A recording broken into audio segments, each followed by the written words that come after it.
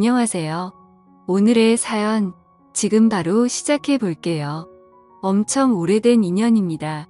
어디다 자랑하고 다닐 만한 이야기는 아니지만 조금 답답해서 여기 사연 채널에 임금님 귀는 당나귀 귀라고 외치는 심정으로 이렇게 여러분들께 제 이야기를 들려드리려고 합니다.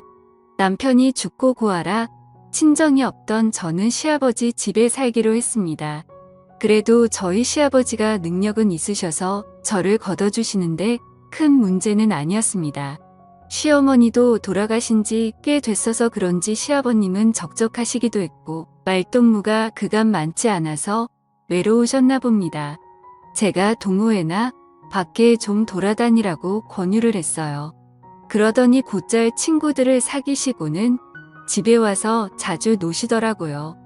시아버님과 나이 차이는 조금 나는 편이기는 했지만 시아버님께는 그 주변 지역에서 말 터놓고 지낼 유일한 사람이었기 때문에 친하게 지내게 되셨다고 하네요.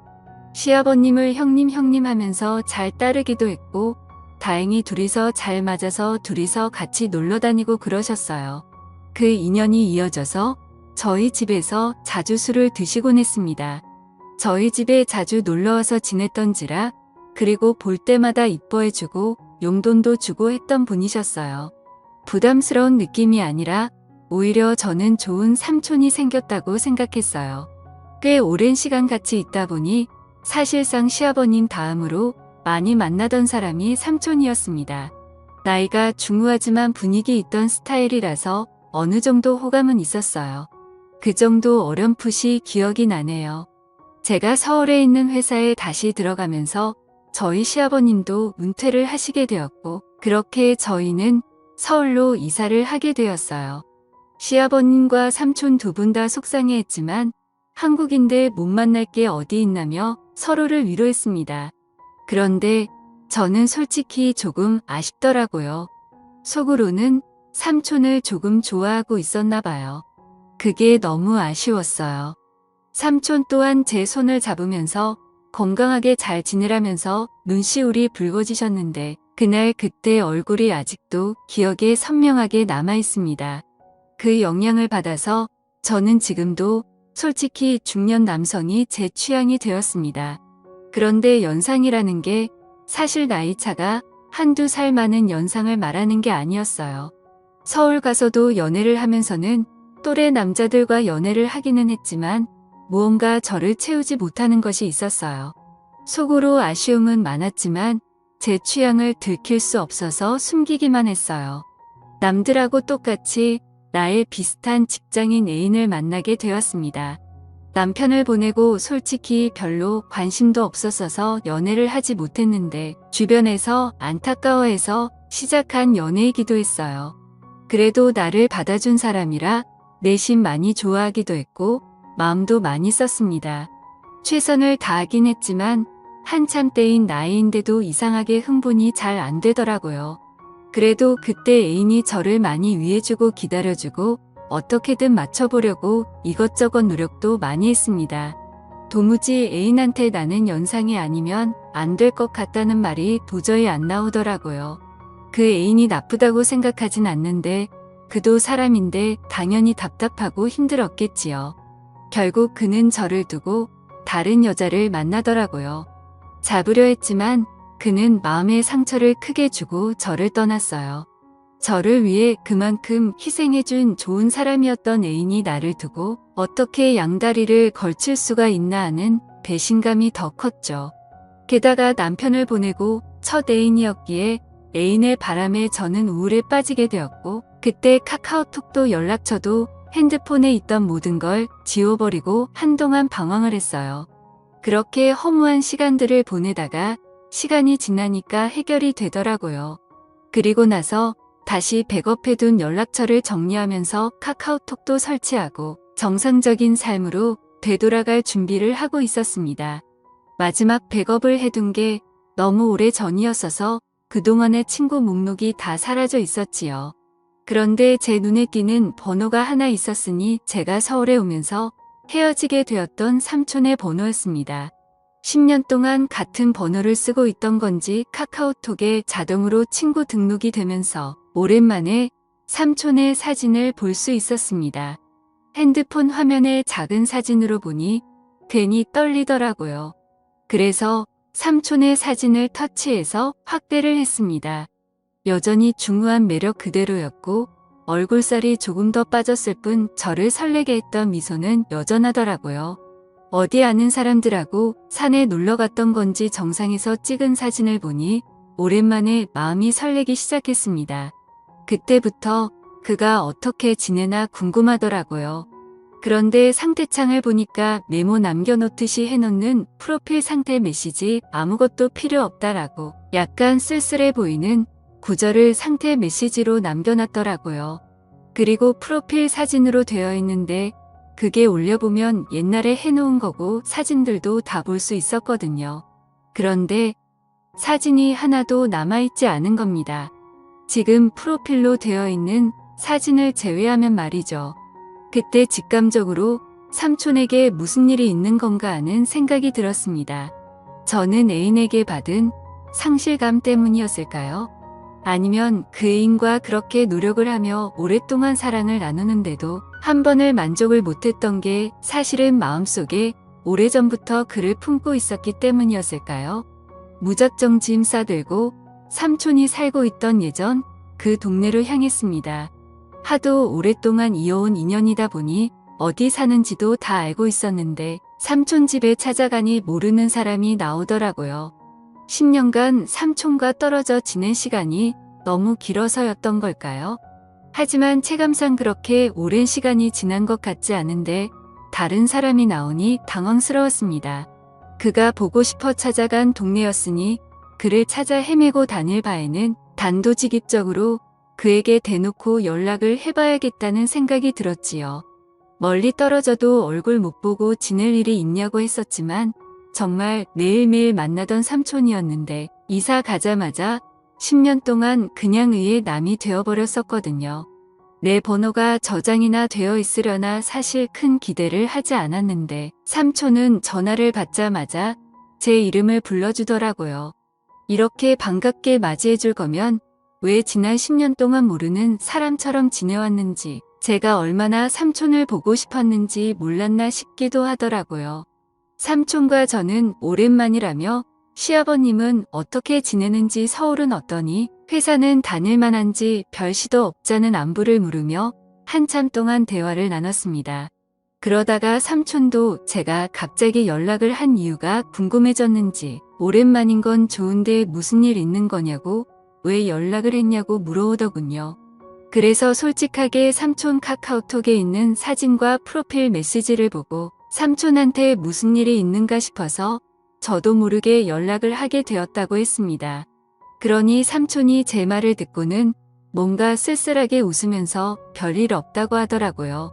그래서 실은 삼촌한테 무슨 일이 있는 줄 알고 지금 이 동네까지 내려왔다. 삼촌 집까지 찾아가 봤는데 모르는 사람이 살고 있더라 하는 이야기를 꺼냈습니다. 그러니 삼촌이 조금 놀란 눈치더라고요. 밖에서 한 1시간 정도를 기다렸더니 삼촌이 헐레벌떡 제가 있는 곳까지 나오더라고요. 그래도 그 와중에 제 마음을 눈치라도 챈 것인지 옷도 멀쁘게 입고 머리도 다듬어져 있는 게 조금 멋을 내고 나온 삼촌의 모습은 제 생각보다 훨씬 더 멋있어 보였습니다. 10년의 세월이 무색하게 저를 설레게 만들던 그 남자가 내 눈앞에 있으니 묘한 마음에 휩싸이기 시작했습니다. 심지어 예전에는 항상 시아버지와 함께 셋이서 그를 만났는데 이번엔 남자 대 여자로 단둘이서 만나고 있으니 그 기분은 말할 게 없었지요. 직접 만나니 삼촌이 아무 일 없이 잘 지내고 있다던 말과는 다르게 삼촌의 현재 상황을 말해주더라고요.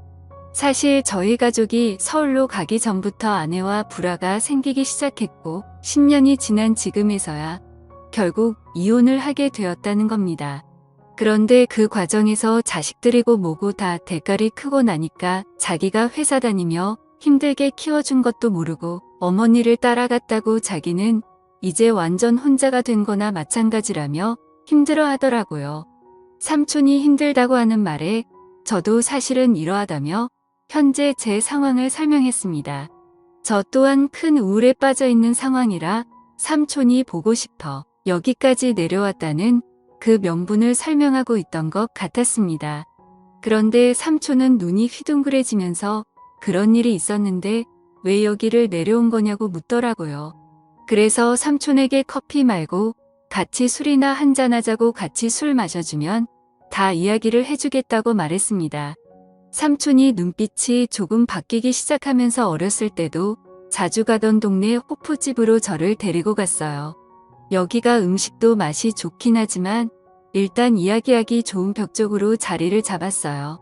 칸마다 나누어져 있고 조용히 단둘이 이야기 나누기에는 이곳만큼 좋은 곳이 없었거든요. 그때 저도 솔직히 삼촌과 조금씩 저에게 마음을 열고 있다는 생각이 들기도 했습니다. 삼촌이 저랑 술 같이 마시니 뭔가 묘하다고 하더라고요. 술을 한 두 잔 나누다가 저도 삼촌에게 제가 애인과 헤어졌던 이야기를 하면서 사실 애인 앞에서 내가 다가가지 못한 이유와 노력을 해도 잘 해결되지 않았다고 말했어요. 그리고 그 문제의 중심에는 항상 다른 사람도 아니고 삼촌이 있었다고요. 대충 고민 상담을 해주려고 했던 것 같은데 바로 돌직구를 날려버리니 정신을 못 차리고 제 말에 얼어붙어서 아무 말도 이지 못하더라고요. 그래서 한 번 더 삼촌에게 돌직구를 날렸습니다. 사실 이제는 모르겠다. 내가 뭐가 잘못된 건지 아니면 정말 삼촌 때문에 그런 건지 한번 알아보고 싶다고요. 이게 해결이 되면 저도 앞으로 저한테 문제가 있는 게 아니라 억눌렸던 제 마음과 상대적인 요인을 알 수 있으니 저한테도 도움이 되지 않겠냐. 삼촌에 대한 걱정도 많았지만 나도 내 마음을 확실하게 정리를 하고 싶어서 찾아온 거다 하고 단도직입적으로 다른 게 아니고 삼촌을 원한다는 말을 건넸습니다. 삼촌은 무슨 말을 그렇게 하냐며 손사래를 치기는 했지만 거절을 하지도 않았고 자리를 떠나지도 않았습니다. 결국 삼촌도 스스로가 맨정신으로는 할 수 없겠다는 결론에 도달했나 봐요. 우리가 암묵적인 동의를 하긴 했지만 실수나 마찬가지인 거야 라고 상황을 만들더라고요. 삼촌은 가족들과 떨어져 나와 혼자 지내고 있으니 집에 혼자서 지내고 있었어요. 집까지 데려다 달라는 삼촌의 말이 시간이 늦었으니까 자고 가라는 말이 앞으로 일어날 일에 대해서 의심을 넘어 확신이 되어가고 있는 상황이었습니다. 애인과 분위기도 많이 만들고 이런저런 시도는 많이 해봤지만 실제로는 한 번도 만족한 적이 없으니 많이 긴장이 되기도 했습니다만 솔직히 걱정할 게 없었습니다. 삼촌이 알아서 잘해줄 거라는 생각이 들었거든요. 애인과 이런저런 시도를 할 때와는 전혀 달랐어요. 이미 삼촌이 저를 부축하고 삼촌의 집까지 가는 동안 저는 이미 심장이 두근대기 시작했거든요. 결국 넘어서는 안 될 선을 넘고 말았고 다음날 아침이 돼서야 삼촌은 걱정이 되기 시작했나 봅니다. 실수라고 하기에는 이미 서로가 의도한 대로 되었다는 걸 알고 있기에 후회해도 이미 때는 늦은 상황이었으니 말입니다. 저도 직장인이기에 결국 주말을 보내고 나서 서울로 돌아가야 했습니다.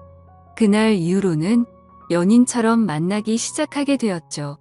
그도 은퇴를 한 상황인데 굳이 뭐하러 제가 매주 주말에 지방까지 내려와야 하는지 싶어서 아예 그에게 생활 정리하고 서울로 올라오라고 제안을 하기도 했습니다.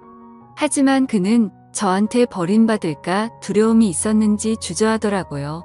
그래서 제가 그에게 다시 확신을 줬습니다.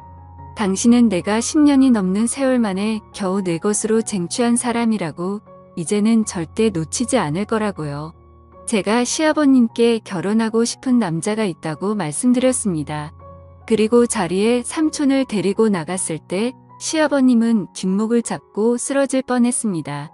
어차피 저는 취직 후에는 집에서 나와 혼자 살고 있었는데 집에서는 허락받지 못한 만남이기에 결국 삼촌과 둘이 살림을 합쳐서 지내게 되었지요.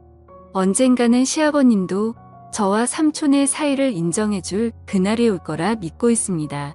그때까지 시간이 걸리겠지만 지금은 최선을 다해서 지금의 만족스러운 삶을 유지해 보려고 합니다. 오늘의 사연은 여기까지네요.